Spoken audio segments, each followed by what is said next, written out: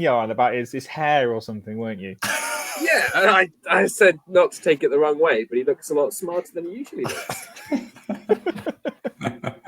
I could tell you that haircut, which I think nicely trimmed beard, smart hair. Yeah, of course, yeah. I've known Johan long enough. I've seen him look a right state. So yeah, he does, doesn't he? Sometimes. I think it's fair to say I fluctuate. I do have to ask the question though, Johan. How tight is your shirt tonight? Because sometimes you wear very tight shirts, and sometimes not. Do you have like a tightometer that you actually measure it on, or something, or do you have like a little thing that you roll around to make it tighter? Just is that how it works? I'm just really buff, John. So that's what it is. Quite jealous. So yeah. Depends how many press ups I've done. So. None. Thanks, Alex, for noticing that I've had a haircut as well. Cheers, mate. Have you? I was going to mention that, but John's got a very consistent look, which fluctuates very little. But I did notice you had a haircut as well. Yeah, it was looking. He looks like Alex has as well, mind. No, not for a while. Maybe probably done a couple of Welsh chess chats since I have.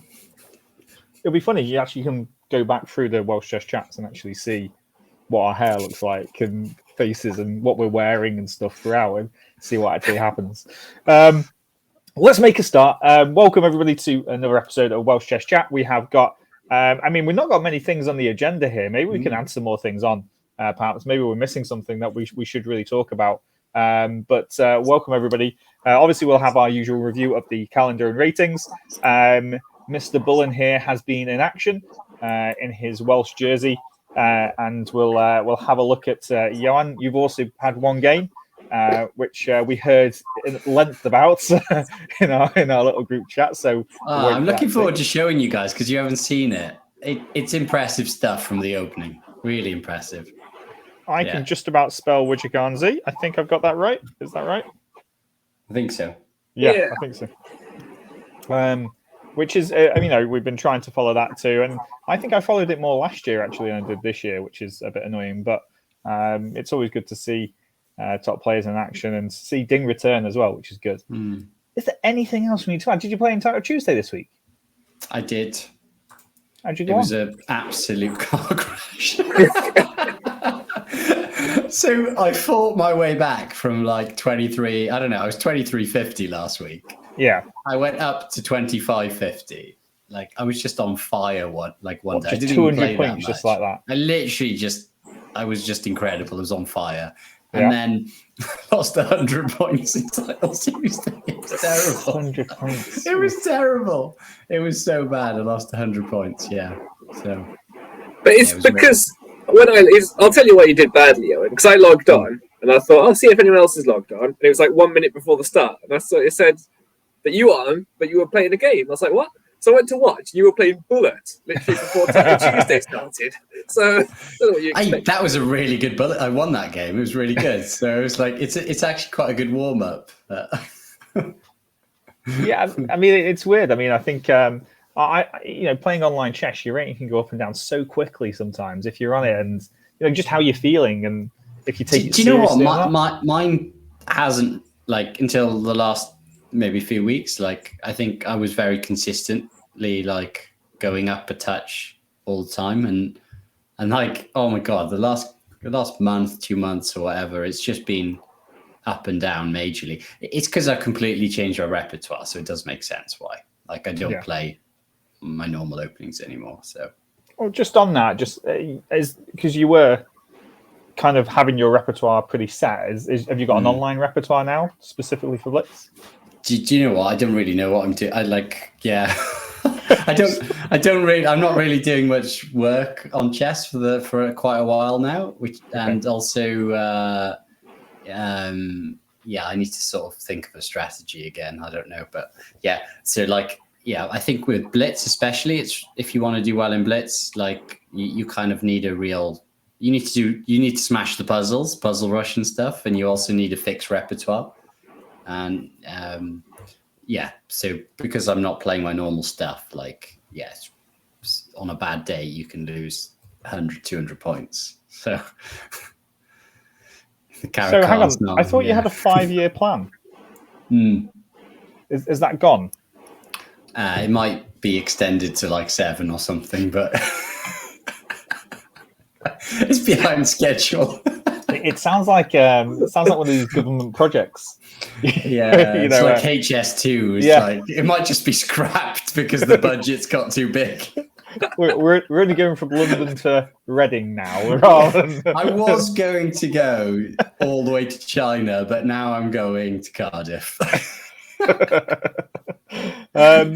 Right. Well, on that bombshell. So hang on a minute. Am I giving you a lift down to the Welsh then? Are you playing in the Welsh? I hope so. I hope so. Right. Are you having a lift off me? I need to sort myself out before then, though, because I just can't play chess at the moment. But, okay.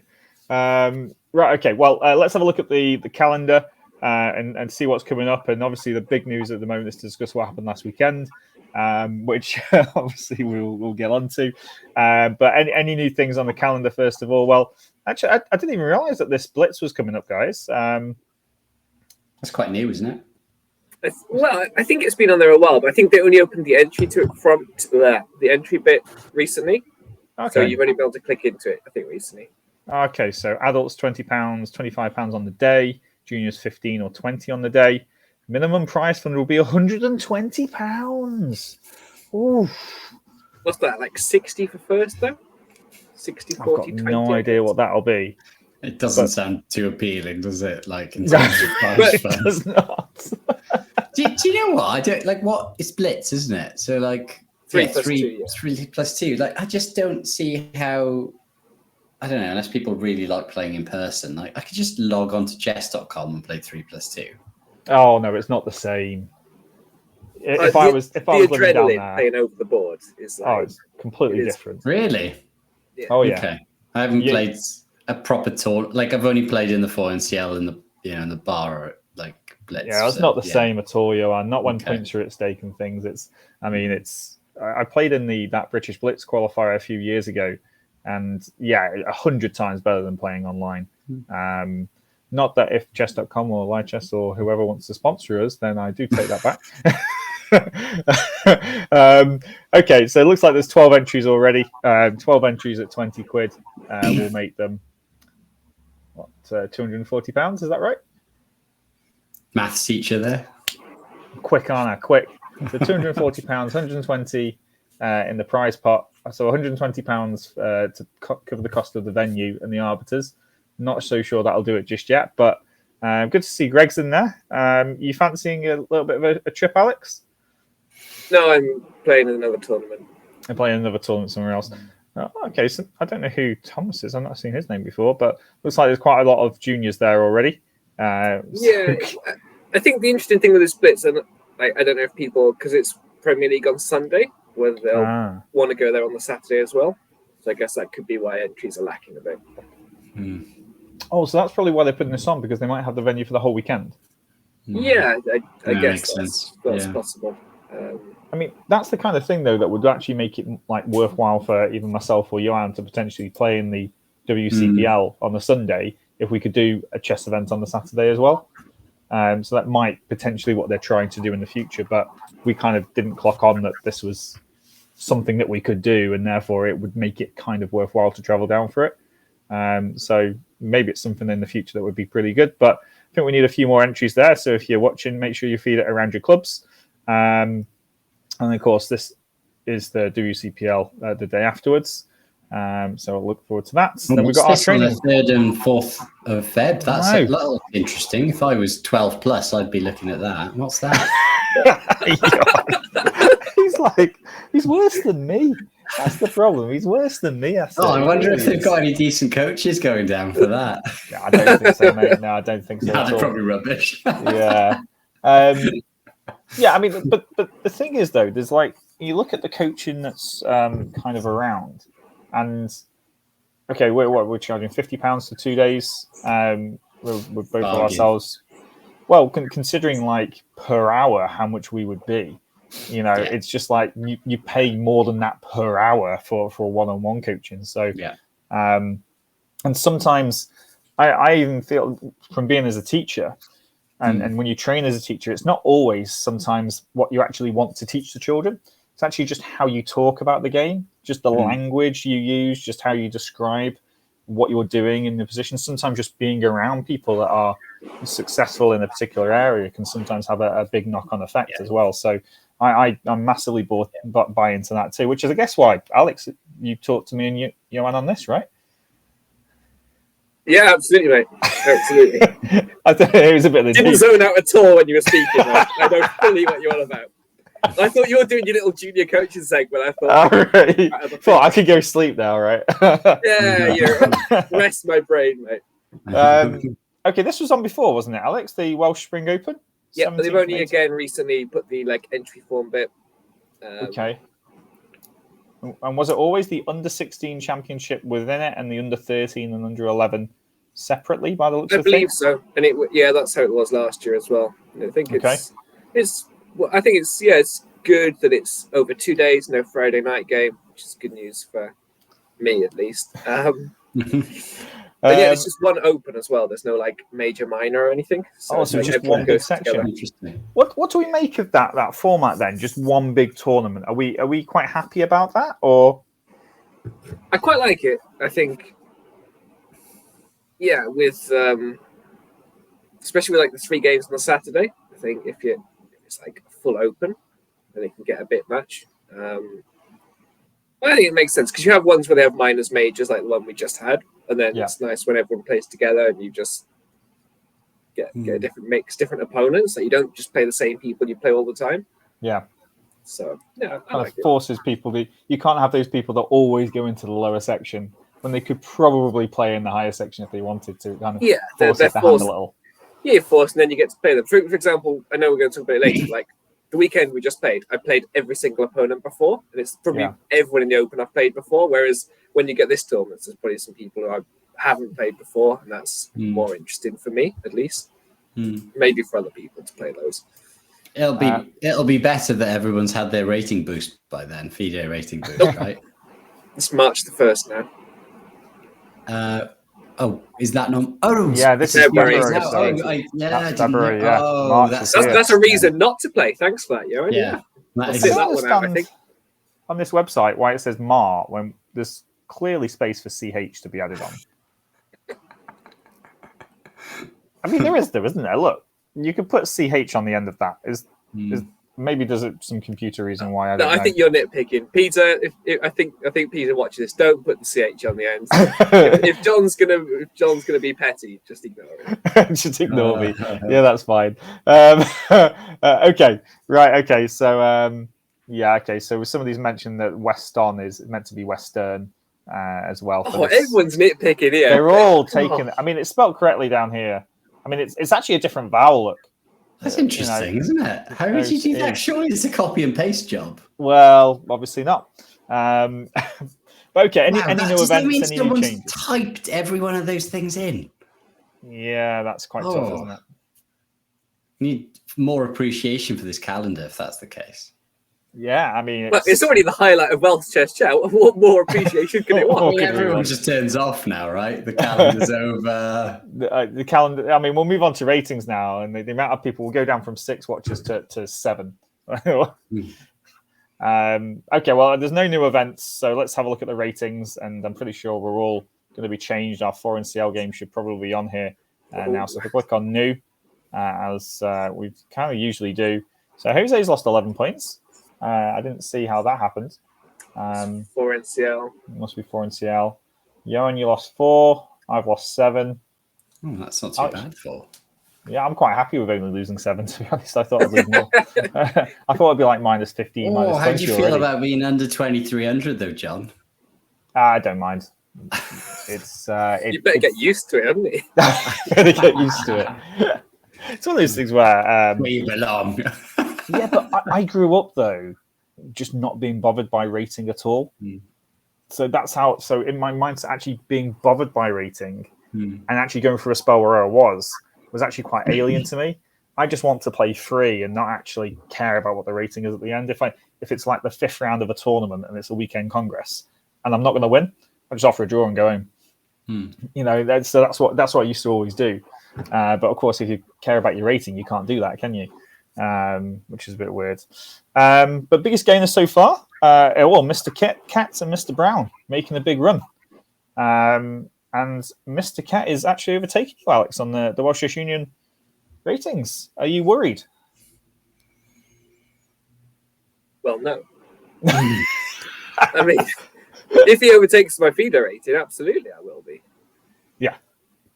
But, it's moot. It's a moot point because it's the yeah. I mean, don't get me wrong, I'd rather be above him on this as well. Okay. I don't take pride in being below him, but I don't lose sleep over it. Yeah. It's quite weird, actually, isn't it, Johan, as well? Like our ratings are actually only like 30 points difference, Welsh rating, but our FIDE ratings are like 100 points difference. Yeah. It's just quite crazy. Let's have a look at the biggest differences then so far. Who's gained the most? Martin Blackman Siegler. I think he's coming on the training day, actually. Johan, I think we'll meet Martin. Oh, is he a junior? Well, he's going to go up even more then, isn't he? So. Yeah, obviously after that. And Angus Lloyd, I don't know who this is, but well done, 110 points gained so far, played 7. Patrick Bourne, the highest adult, with 100 points gained. And then Arush Murthy, who's gaining 83, doing well. Toby Reckless at the top too, another junior, more juniors down here. We'll see how that develops as we get more games on. But let's click on the big one, which is PLD, which means how many games somebody's played in this 6-month period. Tom Brown. Tom Brown for you, Johan. Alex, you got any other thoughts? It must be Tom. He's played everything so far. Okay, well, let's have a look. Here's Mr. Brown. Mr. Brown. And gaining 34 points as well is still very impressive. So he's having a great time at the moment. Seems to be up and down, though, Tom. Like in the past few years, you can sometimes have a real stinker of a tournament and then have an amazing tournament. I think, like, for example, that time when he played in the Welsh and then he went to play in Spain, didn't he? And he beat Romanishin, wasn't it? Yeah. I think a terrible tournament followed by a great one, literally days apart, and you just never know which one you're going to get with him. Which is fascinating. Michael Binks, has he played as much as this usually? I've not really kept track of him. I think it's Hastings, isn't it? Hastings is a lot of games. Yeah, Binks, he played on the weekend as well, but I didn't know the guy before the South Wales International. But apparently he played for Wales in Olympiads like many, many years ago. I remember when I was growing up, he was, always there or thereabouts. Yeah, I remember his name. Player. Yeah. But look who's sneaking on in the background here. First, second equal, and then in fourth place equal, Mr. McKenna. Just got them in his sights, hasn't he? And actually, do you know, like when you're doing a long distance race, you never want to be in front, right? Because the air resistance, you have to work hard. It's like you just want to be a couple back, and then you make your move. You make your move at the end. Well, do you know what I think is great for Josh, though, is that he's actually gaining rating from being, what was he like, minus, I want to say minus 200, or was that maybe crazy? Was he minus 200 last time? I can't remember what he was on. I think he was 100 and something. 100 something. Yeah, fair bit. So he's gone from having this massive minus number next to his name, so now he's gaining rating because he's on a lower rating. And obviously he's got to earn it and beat people, but yeah. Nice to see him gaining a little bit of rating anyway for anything. And still lots of other players here that can catch up. Tim's only on 10, but gaining rating too. And Alex down in 9 games. Are you thinking about making a run for this, or? Well, I mean, I've played like every available game so far. Well, apart from Hastings, I mean. Well, I can't quit my job just to play a tournament. Like that's not realistic. That's what I did. Yeah, but look at you. I spent your third place running a podcast. Yeah. Okay, well, let's talk about the elephant in the room, or Mr. Bullen was in action this weekend. Here he is. I think he's actually not concentrating. I think he's just seen that his photo is about to be taken. I thought, I best look like I'm concentrating here.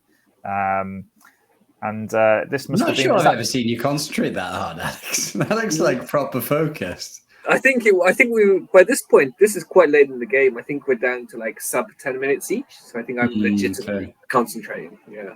Was it still in the balance or? Sorry, what was the? Was it queen versus 2 rooks? Looking at the board, or no? At this point, it's equal material. I have a queen. Oh. Like we got down quite low on time. We still had loads of pieces left. My queen's on the A file somewhere, I think. Obviously, Jukesy's chirping in now because clearly that's Jukesy on the right of the picture. Was the game in the balance at this point, or was it, you know? Yeah, I can't see. I can't see if Sam's lost his A6 pawn by this point. So I mean, it was basically pretty equal, and then at some point Sam landed a pawn, and then he was much worse. So, but he's in the way. I mean, he's very selfishly. We can't see A6. He put himself in the way. Looks a bit like Hans Niemann from there, right? If you ask me, like who it was, just based on the, you know, you've got the curly hair and. I quite like Alex's kingside pawn structure, Johan. I don't know if you can see that very well. He's got pawns on H4, G3, and F2.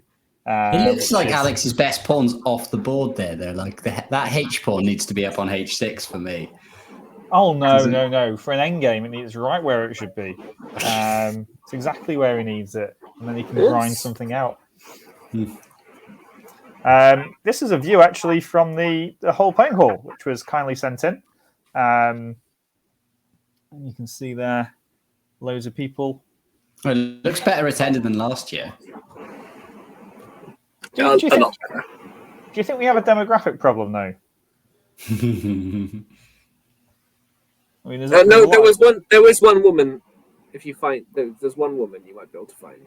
Okay, so I mean, it's still a poor percentage, isn't it, compared to what the game we really covered should that in be? a different chat, didn't we? What Fide thought of our, like, I don't know, equality or whatever. Yeah, no, it's a bit weird. We'll come on to the last game and the last picture because before we look at the results and talk about the tournament, I just mentioned to Alex before you joined, Johan. I was actually quite impressed with his opening here. Actually, maybe I can zoom in a little bit, perhaps somehow.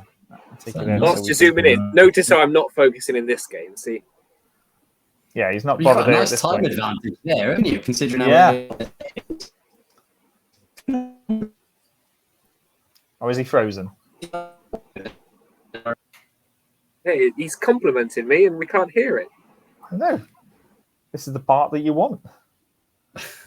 Oh no, he's unfrozen. He's just silent. He assumes we all heard. I was going to say, what did you start with time wise? Hour and a half. Hour and a half. That's a nice little time advantage, isn't it? Yeah, I think it's a shame I wasn't taken a bit earlier because I think I was on like 135 before I played C5. It looks like a Catalan, a Queen's Indian or something. What? It was a Catalan, like closed Catalan. It's the same opening I had the Saturday at 4 in CL, where I had that like Bishop B4 idea. But yeah, it's like just fine. Well, let's have a look at the tournament results, or shall we say the starting lineup, shall we say, as we can see here, because the big news really was that obviously we're all excited to see him play in the Welsh tournament was Johan Sebastian Christiansen, 26-29 from Norway. Second in Norway, is that right, Alex? I mean, I would assume Tari's higher rated, but okay. And how was he? He seemed a nice enough guy. Like I spoke to him briefly on the Sunday, like after he had, like pretty much after the tournament. But yeah, he seemed a reasonable guy. Brother lives in Bridgend, and he just thought he'd play some chess while he was over visiting. I just don't understand why you pull out. Like, just doesn't make any sense. Well, let's get to that. So we knew that he was going to have a bye in round 3, a half-point bye. And obviously we've got the other chasers here, Greg, Stephen, yours truly, Mr. Bullen, Mr. Katz, Mr. Brown, and obviously everybody else too. And we knew that in round 3 he was going to have a bye. So, Alex, you got to play against Stephen. How did the game go? It was a good game, actually. It's one of those games where I just say I lost to the better player, but I can't say I was unhappy with the game. And I think it's one of those positions where you think, actually, against a lot of people, probably almost anyone else in the tournament, I don't lose that game from the positions I got. and he just always found a way to like keep turning the screw, and then dragged it out. I mean, we were playing ages. It was like 80 something moves, I think. When queen end game where he had to like sack his queen to win, which is pretty weird. Like it's pretty weird sacking your queen when you only have a queen and 2 pawns, right? Like So, but I'm not not impressed with beating his foreign CL captain. That's the only downside of the game. So need to replace him now for next season. Yeah. So our teammate Stephen Jones, who's not Welsh, even though he's got a Welsh name, was leading at this point on 3 points, and he got to obviously the Johan came back from his half-point bye, and overtook Stephen, leapfrogged him, and Mr. Cat was on 2.5 with Ewan, who just had some good results, and so that meant that the joint leader after round 4 was Johan Sebastian Christiansen on 3.5, and also Tim Cat on 3.5 as well. And then what was I mean, I'm sure. I mean, Tim's not done nothing wrong in this, and we'll say that to start off with. But I'm pretty sure, Alex, that daylight robbery is a phrase that would have been mooted, surely. Well, let's just say it's not very often you get pairings published, and people have a list of questions for the arbiters about why the pairings have been published. Like personally, I was sat downstairs having my coffee because if you get yourself wound up, like the players who got wound up didn't do well in the last round, so there's no. So people did get wound up about this, then, right? Yeah, big time, wow. big time. But you know, once they're published, then there's nothing you can do anyway. So I can have a little moan afterwards, but for the most part, you've just got to focus because the pairings came out like 20 minutes before the last round, so it's better just to relax in that time than stress out about pairings, right? So just so people know what happened, Johan Sebastian Christiansen had to withdraw. I think it's been said in the chat. He wasn't very well. I think he had to, didn't he? He chose to withdraw. Like he didn't have to withdraw. Yeah, he chose to withdraw. Like he withdrew through illness. When I spoke to him and had the conversation, that was after he'd already withdrawn with illness. He was really? Fine. He was sat in the lobby. He had a little cough. Like he was not ill. I don't really understand what he got out. Like, it just doesn't make any sense to me. What did he get out of that weekend? He paid like 20 quid. He got nothing. And like, they probably let him some free 1800s or something. Like, I don't know. Like, who did he play? Like, he played Stephen. Oh, he did play Stephen. So maybe he got a few rating points, maybe. He did. He got 2. Plus 1.8. That's how you do it at that level, though, isn't it? But still, like, what did he get out of that it's weekend? 2 points. Like, well, if he's now number 2, apparently they said in the chat, he's now 2 points further away from Tari. He might be trying to chase him down. But I don't know. He seemed like he was just not really that bothered. Like it was something he was just doing. Maybe say I've played a tournament in Wales, but he was there mostly to visit his brother. And his brother came to pick him up. Yeah, that was his priority, wasn't it? That the fact that he's. I mean, and if he's obviously he'll be watching this at some point, of course. But effectively, he's kind of ruined this tournament for people a little bit. I think so. I mean, because you have to sympathise with someone like Stephen, who's on 3 out of 3, loses to. That's true. He just pops back in, beats him, and then buggers off. Then withdraws. You're like, well, hold on. Like, he's just basically ruined Stephen's chance to winning. Cleared him out and then said, "Oh, actually, now I'm not going to play Tim here," and then get some like guy. And he's not even 50. It's as if like Tim. It's as if Tim is like being like, "Hey, do you fancy coming over, get a bye, and then like beat the person in first?" Because like, did Tim get a bye? Is that why he got the half? No, Tim took round 1 bye. Yeah, round 1 bye exactly. So Tim goes right, round 1 bye. You come in, Mr. Norway. Get a bye round 3 because otherwise we'll play.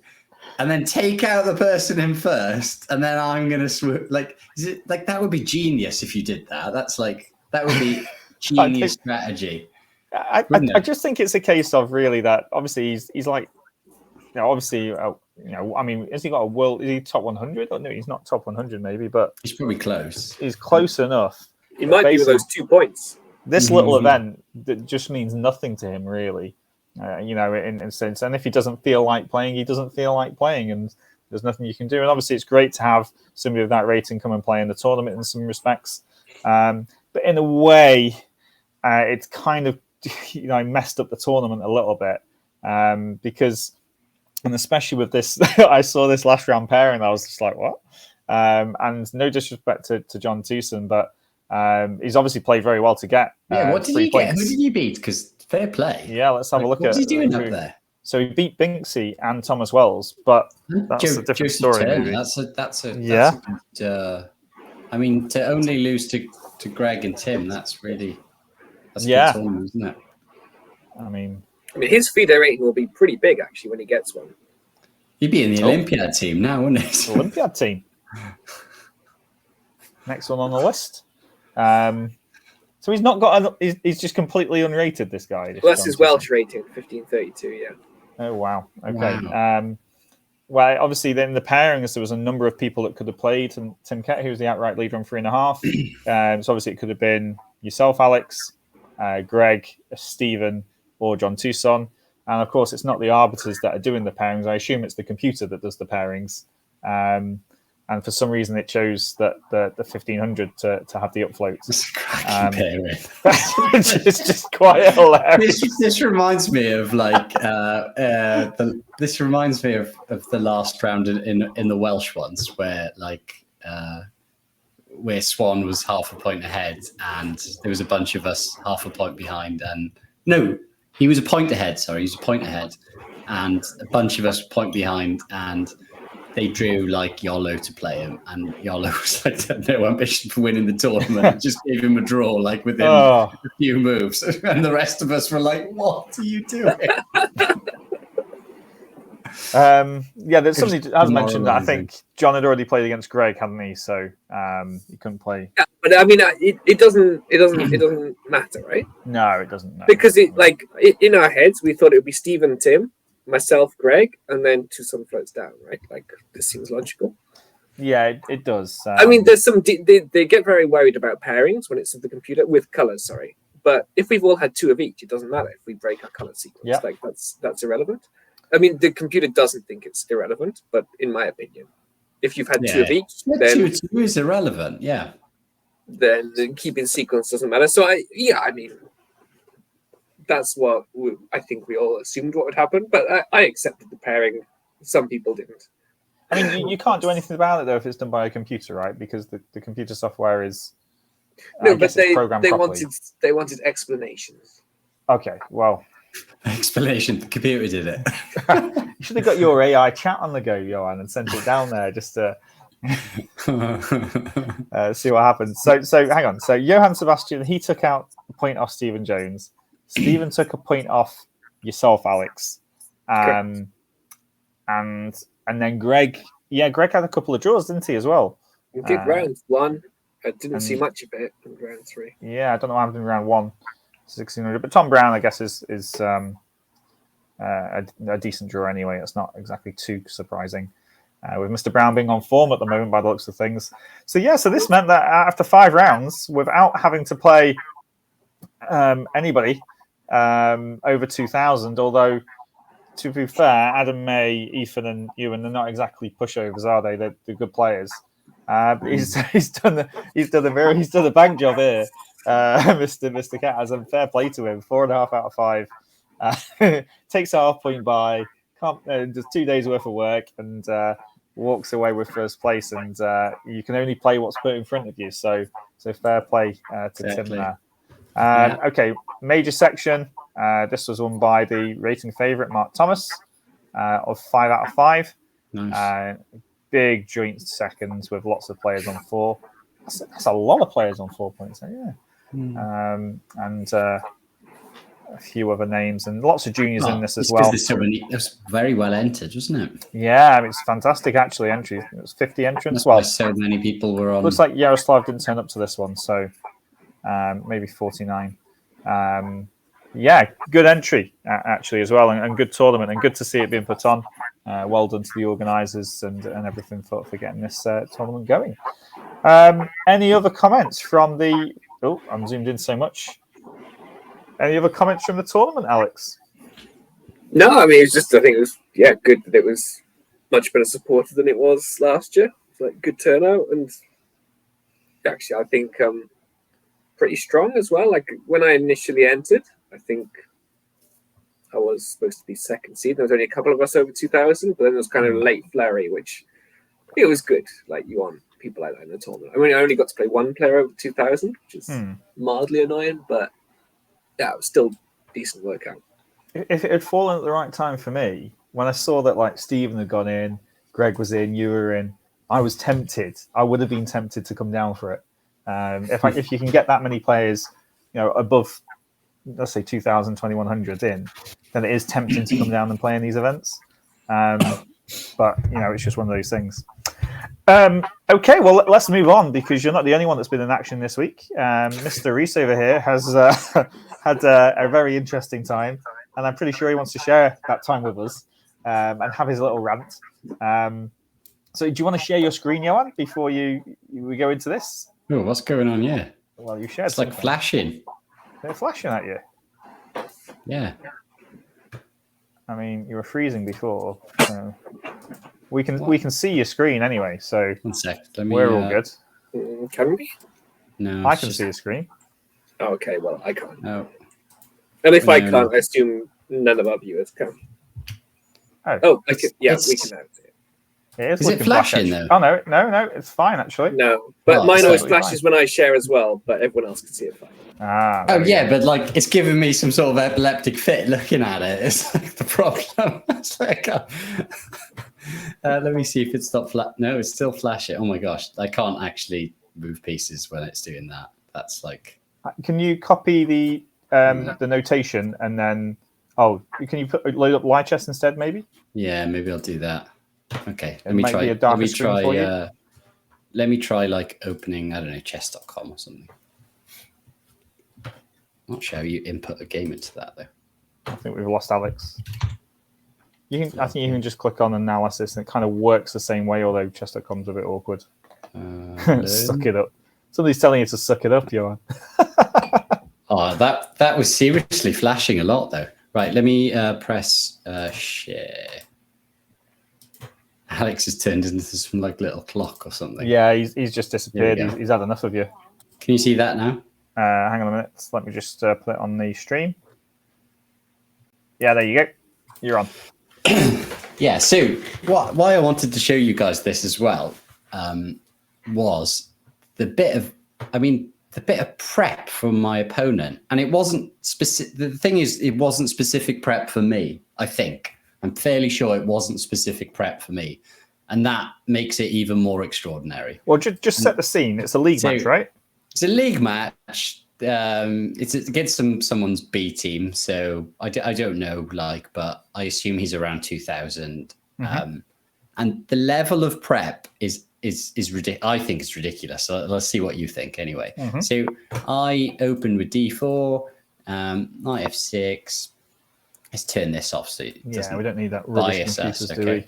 So he plays this, and I go for my favorite H4. Yeah, okay? You love this. So he has a little bit of a think now and plays Bishop G7. I play here. So he's obviously a Grunfeld player. I've not prepared or anything, so I don't know what he plays normally. So he actually goes D5. So this is quite rare. Not many people play this because it's actually not particularly good, or the computer absolutely hates this move because I can go H5. And when he takes and I take, then I get like this really big center, and I've also got the open H file. So it has been played. It's been played at top level, but the computer gives it pretty big for white, especially if you know what you're doing. So he goes E6, which is a move. And now I play, and this is why I don't think it was specific prep for me, and because I've only ever played this move maybe once or whatever, and it's actually like, I don't know, the 4th most played move in this position or something. I play G4, and my idea is to sack this G pawn to get a really big center. So I've had a quick look at this. I'd forgotten my theory, but I had a good sort of 5-10 minute think just to sort of remind myself of the ideas during the league game. So he plays here, I take, bishop takes, and then I play E4. So this is the idea. It took me about 10 minutes to sort of remind myself of it. But you sort of sack this G pawn and you get this massive center, and it's really horrible for black. So at this point now, I think it's only ever been played once, like in a proper game. But you're playing against somebody who's 2,000 rated here. Yeah. I would expect them to be out of book at this point. Oh yeah, and I thought this is going to be a really early night because I know what I'm doing. I've looked at it with the computer, and it's nasty for black. Like it is nasty. Like to play this accurately for black is horrible. Like all the natural moves you lose so quick. So I thought, great, I'm going home. It's Monday night. Like I'll win this game really quick. And he'd had a little bit of a think for a couple of the moves, but from this point, like from a little bit from this point on, he starts blitzing moves out, and I'm like shitting myself there then, right? So he takes here, I play f3 and he blitzes out bishop h5, which is a novelty. Like there's only ever been one game in this position, and I think it was Vashil Legrave against Nepo, and he played bishop e6. And I still kind of vaguely remember my analysis of this position with the computer. I go bishop g5, and then I basically like stuff like this happens, but I'm pawn down. But basically, black's king is in trouble, and I've got this massive center, and just everything falls apart if you're not super accurate. And I've got really obvious natural moves. Where do you think your king, by the way? I'm going to go queenside. I thought you might even leave it in the center, perhaps. No, you go queenside. You just do the natural moves, and then it's actually super hard for black to find moves, basically. So anyway, he plays bishop h5 really quick, and I was like, I just started to get the sense that I think he knows what he's doing. Like, and he sort of bluffed before, because he really played it with confidence, and it's a novelty. Like no one's played that before, and I talked to him after the game, and he was like, "Yeah, his coach or something has come up with the idea." And I was like, "Why? Why has your coach told you about this position? Nobody plays it ever. It's literally only ever been played once in the history of chess on my database. Like, why has your coach been looking at this position with you? It doesn't make any sense. Like, not only is your coach looked at this position, but he's come up with quite a deep idea. Like, I'll show you what happened now, but it's like quite a deep idea. It's very precise, and like it's actually really quite genius. like why have you been looking at this? So obviously I'm starting to spend my time now. So I play bishop here, h6. I play my bishop back. So the idea was that this h6 pawn is going to be weak. So he plays h6 instantly. I play my bishop back, and then he plays knight out instantly. He hasn't thought at all. I spend time. I play queen here. He plays queen e7 instantly, and I'm like, this is really suspicious. Like, what on earth is going on? Like, he's blitzing his moves out with super confidence, and I was like, I'm still really happy with my compensation. And this is like looking at this with the computer now, like this shows how genius that bishop h5 move is, because there's only one move for me that keeps any form of advantage, and all the other moves, my position falls apart like super quickly. Like, and bishop queen e7 obviously hints at castling long, and I think it's supernatural to play bishop h3. Like, why would you not? It develops the bishop, stops him castling. Yeah, but if he doesn't castle long, you could castle kingside, technically. I know that's where you want to go. Kingside? Hang on, h6 on pre. And hang on, the d4 pawn's going to be gone, though, as well, right? Well, not if I go queenside. Like, I just think it's kind of hard to look after that h6 pawn, because, I can go bishop g4 and get rid of that bishop. Like, it's not pleasant to go kingside, really, is it? No, but I also like bishop b5 here, I think. Yeah, bishop b5 is fine. Like, it's equal. But it's easier to play for black, and he knew what he was doing against bishop b5. So if I castle, black is a little bit better. The only move for me that preserves any advantage is queen f2. Sorry, what? Queen f2. It's the only move that keeps an advantage. Sorry, why? Yeah, it makes perfect sense. Like, it was one of my candidate moves, but like I didn't really like. So basically, I looked at queen f2, castles, and like, I don't know. I played knight here, and I've got compensation. But I was like, why would I let him castle? Like, I don't have any reason. Like, I might as well put my bishop on h3 first, and then do these moves later. Like, so this shows how deep this preparation is and how good this preparation is, because like this really natural move, and black is starting to get on top already. Like black has a pretty significant advantage after bishop h3.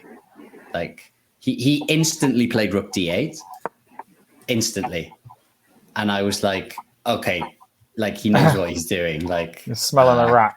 Well, when he did not think and played rook d8 instantly, I thought like this is odd. Like what is going on here? Because I was sort of thinking maybe he's going to play knight d7 and try and castle, like, because essentially he needs to get his king safe, doesn't he? Right?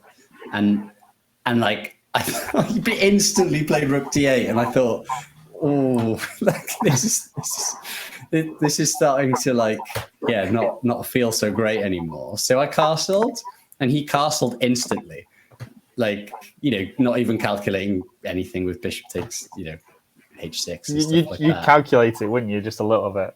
Yeah, but you just instantly played it. And especially if you're up against the FIDE master in Mr. Johan Rees, or Dr. Johan Rees, sorry. So here I played queen f2. I'd been looking at queen f2 for ages. Like, when I played bishop h3, it was one of my candidate moves. It totally makes sense to put the queen here because it defends this f3 pawn, and you can go sort of knight e2, and that's where you want all your pieces. And like very, very quickly, he whipped off this pawn like on e4, because it just happens in every line. Like if you've analyzed this position with a computer, that sack on e4 happens all the time. Like, and it works really well. It's like, so at this point, I'm like an hour down on the clock, and he clearly knows what he's doing. Like, what is going on? I can't afford to take back this way, and I get two pieces, but my king is buggers, and he's got pawns and all sorts, so I can't take that. I have to take this pawn back with the knight. He plays f5 instantly, and now I'm left with the choice.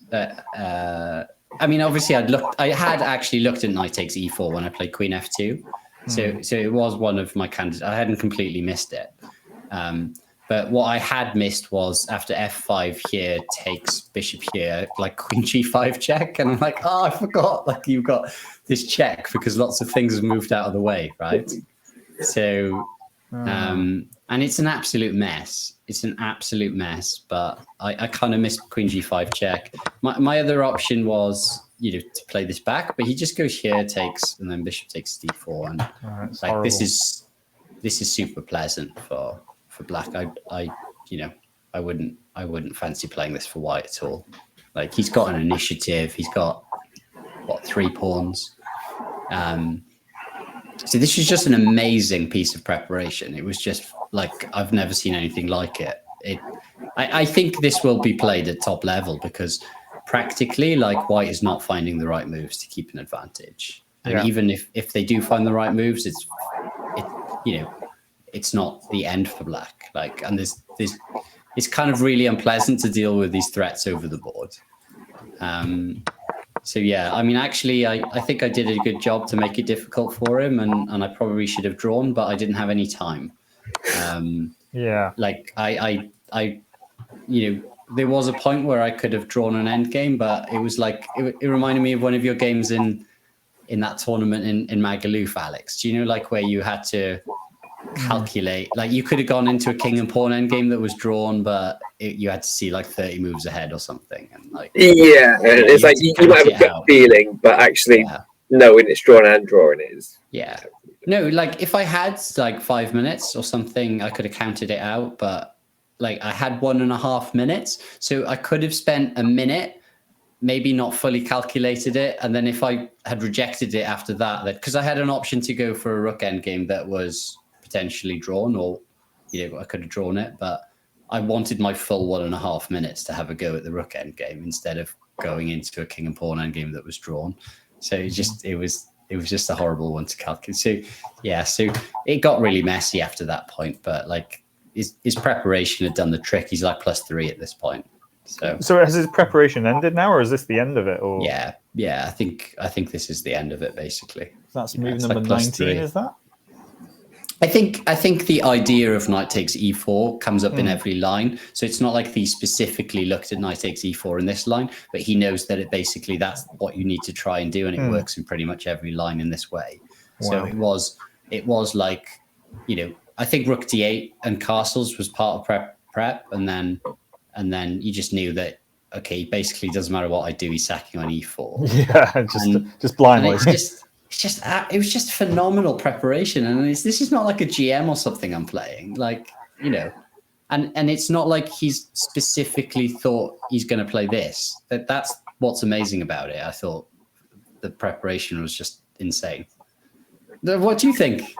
Like, from what I've said, like, what, I've never played this in any Blitz game online or anything. There was no way of thinking that I'm coming up with this line. This is generic preparation for potentially any game.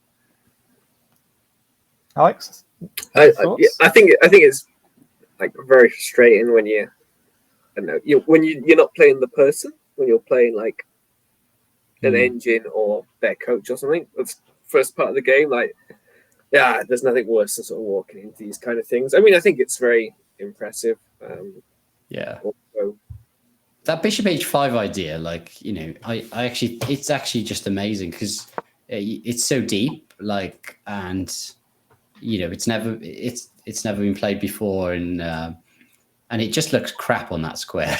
It just looks awful. It looks like a terrible bishop. But to know that in 5 moves time, it doesn't really matter what happens, you're sacking on e4.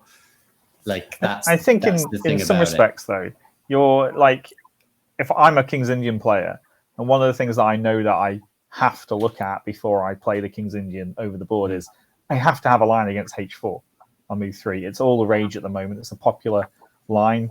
There hasn't been another Ginger GM Simon Williams book on it, or Stressable Course or something. So we know that if you play the King's Indian or the Grunfeld, you're going to get h4 at some point shoved down your throat. And so you have to know what to do against it. I am so surprised, though, that they've actually chosen to basically play d5 and go for the Grunfeld setup and allow this, and then have an idea after that. And I'm thinking, what are they spending their time in their coaching sessions doing? In my head, going, okay, why would you prep this line and not focus more on the broader scheme of just becoming a better player? Because exactly. This will get you 1 win or maybe 2 wins in your lifetime. But actually becoming a better player with tactics and calculation and positional play and all the rest of it. And doing that prep maybe yourself, perhaps, and learning how to do that prep yourself will have much more long-lasting impacts on the game, I think. I think that's like that's a good coach talking there, right? Like, so, unless it was like they somehow guessed I was going to play that, then I just think to have discussed that and to remember it, like, from a coaching set, it's virtually pointless. Like, that's not going to add any value to someone's game. But it was a nice win. I'm sure he enjoyed it and stuff. But like, the chances of that happening is probably so slim. Yeah. But fair play. It was a really, really nice game. I just got smashed up. So I want to read you a tweet, actually, Johan. I did reply to a tweet, a coaching tweet. It kind of got to me. So where did I post this reply? So I put, this guy was basically saying that he played a game, and it was a Bishop's opening, but it transposed to the Italian. And he hadn't looked at the Italian for ages. So between moves 3 and 25, he was basically bricking it and using lots of time, and then blundered. And so therefore he needs to go back to learning the Italian to remedy that problem. Do you agree that he should go back and look at the Italian? I missed the start of that, to be honest. Oh, sorry. It's what happens when I talk. People just switch off, Basically, I lost the game because he blundered on move 25. But, okay. But between moves, how do you get into an Italian from a Bishop's opening unless you really want to? No idea. Well, I know you can, but if you don't want to, right? If that's not part of your it just sounds like it's. Let's just assume that it did. Yeah. But basically, he used up loads of time between move 3 and 24 or 25. It's just not knowing your openings well enough, right? Like, Well, like I just think it's both. I mean, I know what you're saying, John. I think if you're saying the reason I lost is because of the opening, it's wrong because you blundered. Like, obviously, looking at the opening is helpful, so you can play it quickly next time, but it shouldn't be your sole priority. You should say, well, I need to stop blundering, and maybe I'll look at the Italian as well, and then it's so easy to pin your problems on your openings, right? Like, I just think that as humans, we're always looking for excuses why we lost. Like, we're always trying to excuse something else, but at the end of the day, you just need to own your mistakes, and like, you just need to own your mistakes and just blame yourself, right? If you want to be good at something, blame yourself. Like this game, like fantastic preparation and everything, but I think I just didn't calculate well enough. I've played a lot of blitz and I just played bishop h3 with a small amount of calculation, and I feel like if I actually was on form and actually calculated, I would have played queen f2, and he would not have had a very pleasant position. I would have kept that advantage, and all of that prep would have been negated. Like I just didn't calculate, and I know I did that. I'm blaming myself. It's not the opening. I'm going to go study the opening. I need to do calculation training. Yeah, no, I agree. I love the fact the line there you mentioned about owning your own mistakes, but I think some people find it quite hard to admit that basically sometimes you just shit at chess, right? Sometimes that's effectively what it is, and it's hard for people to actually say that and go, actually, it wasn't the opening, it wasn't this. I was just shit at this point, right? I wasn't playing quick enough, or I wasn't doing that. Happened to me at the 4NCL first round. I wasn't playing quick enough, wasn't sharp enough in my games. It's the first game I played in 3 or 4 months, I think. Sorry, Captain. So you've got to get rusty, don't you? You just get rusty. Like, you do, and you just, if you play blitz and you don't play long play, you just get rusty and you play too much on instincts. And like bishop h3 is a blitz move, right? Like where I played it there, it looks great. It's like, okay, I want to keep my opponent's king in the middle, and I'm developing at the same time. Why would I not play this move? And you've got to go deeper to understand why you don't play it. It's actually quite, you're going to have to spend 20 minutes probably working it out, but then you're fine after that. Like, you just need to calculate. And I get that. I made that mistake, and which is great for my 4NCL captain, because maybe next weekend I'll be calculating more. I've got if you start game with an instinct, I won't be very impressed, will I? So we do have quite an interesting topic for debate that is actually starting for me actually in a couple of days' time, which is this adult player development program, which is obviously running so this quarter, I think is the way it's described. North Union's got some money from FIDE. It has to be spent though before April, and I think hopefully, touch words, they'll get another batch afterwards, which will go towards different things. But this is when you say different things, do you mean like a holiday, John, or possibly a holiday to Budapest, perhaps. We're first class travel. Probably the top notch 5-star hotel over there as well, whatever one it is. But it's been quite a contentious thing. I've seen a few WhatsApp groups messages about this, and I believe that there's 3 different groups going on. I'm running an under 1700 one, which is starting on Saturday. For obviously those people that have signed up, it's a 2-hour session, and there's going to be 6 slots of 2-hour sessions. And I think there's a couple of other people doing the next 2 sections up. Just wondered, Johan, have you heard anything about this at all? Has this been completely off your radar? Just from a few messages from you guys, but no, I've no idea. Don't know what's going on. Mr. Bullen, do you have any comments you'd like to share or not? Well, when we got the initial email, I sort of said, I'm potentially interested. Like, I'd like to hear more, because the way it's phrased here, it's be structured, and it sounds like there'll be a group, maybe 4 people, like Olympiad hopefuls. There'll be like really high level training, and I just think, I think it's really good. It's on, it's cheap. It's like a tenner, I think they're asking from people. Like, it's not completely free, but £10 or £20, I think it is. Like it's not much. So I think it's good they put it on, and I don't think people can complain because like, it's not like they can opt out; they don't have to do it. Yeah. But I think the problem for me is just like the lack of clarity. Like they don't tell you what standard your group is. It's just you're in a group. Well, what is it? Is it 2100 plus? Is it 2000 plus? 1800 plus? 1600 plus? I don't know. And without that information, it's very difficult to commit to it. And I think the problem for me is that the sessions are on Wednesdays and weekends. And Wednesdays is when I have my league club night, and weekends, I think everyone's busy on weekends anyway. So, Right. yeah, I mean, I'm not going to take part for those reasons, but I think it's just unfortunate. Like if my club met on another night, then I could do the Wednesday ones fine. Like it wouldn't be an issue. But I'm sure a lot of people will benefit from it, but I just didn't think it's for me. Also, I don't really like group coaching, but that's just my issue. Well, I mean, we're all different. Because everyone has different needs. If you're in a group of 8 or 16 people and they're ranging from 1900 to 2200, like it's not going to be all encompassing. There's going to be large sections probably that maybe aren't relevant for you, or people might ask questions and you go off on a tangent and you're like, I think it depends on the skill of and the motivation of the coach there as well. I think you can make it relevant to all potentially. I mean, probably it's just rating range. I mean, I think my problem with group coaching is just personally, I just hate it. Even to be honest, even if it was a group coaching session of people exactly my standard, I still wouldn't really like it. It's just not my speed. Because I just like John would be there asking a question. I'd be like, oh, here we go. Or he'd be like, oh, pick me. I would be as well. I'd be like, hang on a minute.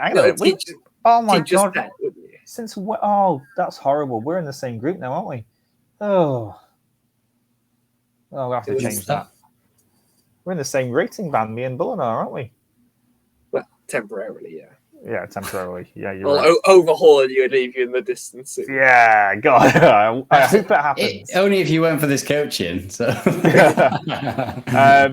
Just another reminder that we've got the Welsh Junior to 12 plus, so it's 12 years and over training weekend coming up February the 3rd and 4th.